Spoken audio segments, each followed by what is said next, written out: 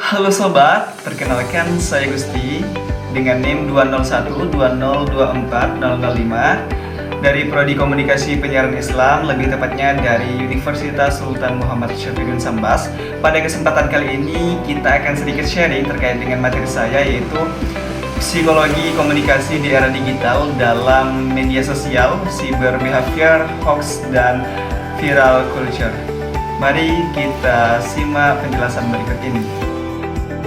Hari ini kita akan memahami psikologi komunikasi di era digital, sebuah kajian yang sangat dekat dengan kehidupan kalian sehari-hari.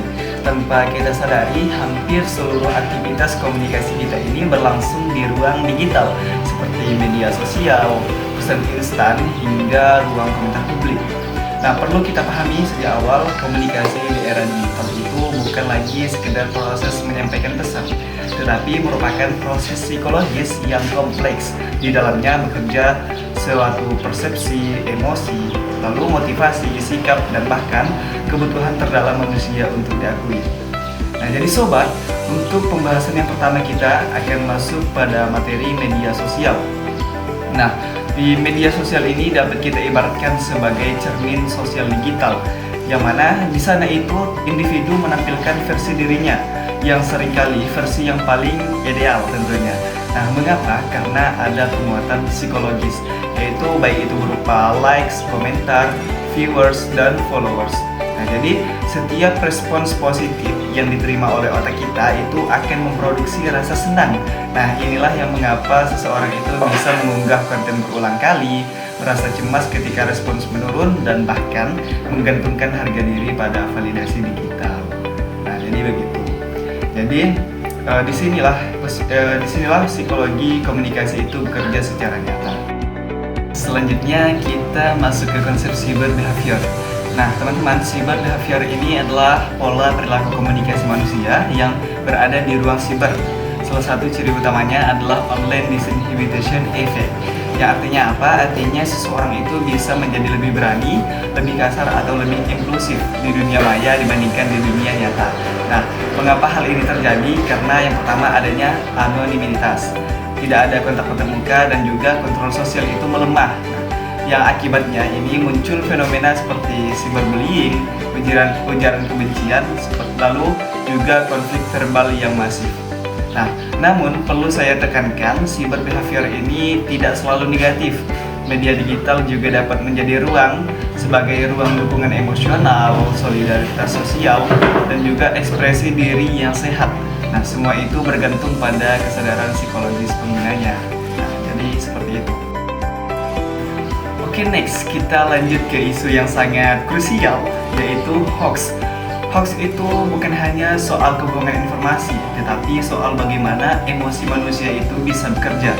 Nah, penelitian menunjukkan bahwa informasi yang memicu takut, marah, ataupun harapan berlebihan itu jauh lebih cepat menyebar dibandingkan informasi rasional, yang mana dari sinilah muncul confirmation bias, yaitu kita itu cenderung lebih mempercayai dan menyebarkan informasi yang mungkin sesuai dengan keyakinan kita, tetapi bukan yang paling benar. Nah, jadi hoax ini bisa kita analogikan sebagai virus psikologis yang ia menyebar bukan melalui logika tetapi melalui emosi. Nah, jadi maka solusi hoax ini tidak cukup dengan klarifikasi fakta, tetapi membutuhkan literasi psikologis dan komunikasi yang matang. Oke, baik, yang terakhir kita akan membahas viral culture. Viral culture ini adalah fenomena psikologi massa di era digital, yang mana konten menjadi viral karena sederhana, menyentuh emosi, dan juga mudah ditiru, yang mana menghadirkan rasa ikut menjadi bagian dari sesuatu yang tersebut. Nah, jadi mahasiswa itu perlu menyadari satu hal penting. Tidak semua yang viral itu benar, dan tidak semua yang ramai itu layak diikuti. Nah, viral culture ini bisa melahirkan solidaritas, tetapi juga bisa melahirkan penghakiman massal. Nah, lalu juga bisa melahirkan trial by social media dan juga kerusakan reputasi tanpa proses etis. Nah, sebagai penutup, saya ingin menegaskan satu pesan penting.